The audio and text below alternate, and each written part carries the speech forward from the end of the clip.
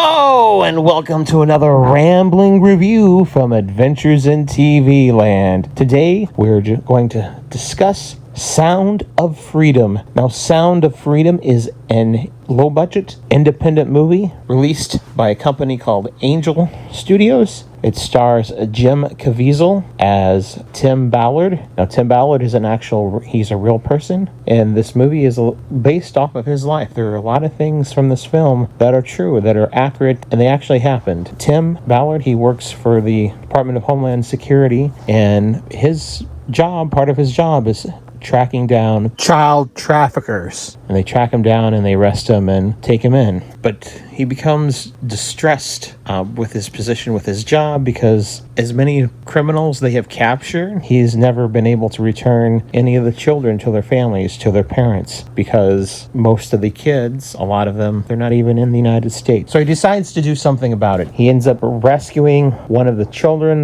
that was listed from the child trafficker that they'd recently captured. He finds out that the little boy that they saved actually has a older sister who was also captured and is enslaved somewhere, believed to be in Colombia. And so he gets permission from his boss and goes into an undercover investigation, try to rescue this girl and any other children that they can find. The story it's well told, it's well acted. There's, besides Caviezel, there are a few other actors in smaller parts that you'll recognize that have appeared in a lot of other things. Now, this movie, it was actually completed in 2018. The story of the film getting to being seen on screens and on the big screens is a story all in itself, because in 2018 it was supposed to be distributed by Fox Studios. Fox was bought by Disney, so then the movie got pushed back because of the buyout and the merger, and Disney eventually they decided they didn't want to release the movie. However, the filmmakers, through a crowdsourced campaign, raised enough money and Disney agreed to sell the movie back to them. They purchased the movie back, and then COVID came out, so theaters were shut down and everything for a little while. And they had to fight to actually get the movie distributed, so they had to raise some more money in order to get it distributed to theaters.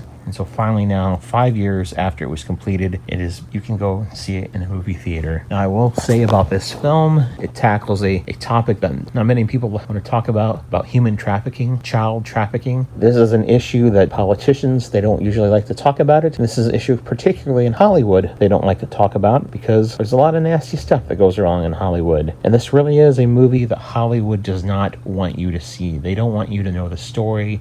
They don't want this film to be successful. They don't want the issue to be talked about that is in this film. I did not know, statistically, though, there are more people that are enslaved now in this point in time in history than any other point in history combined. Even when slavery was legal here in the United States, there are more slaves worldwide, people who are enslaved that don't have their own freedom, that have been kidnapped and are forcing to be worked as basically sex workers. Huge percentage of those, probably over half of those, are children, and it is a horrible thing. I know the subject matter may be tough for some of you to watch, but I do say it is a well done film, especially for the budget it was made on.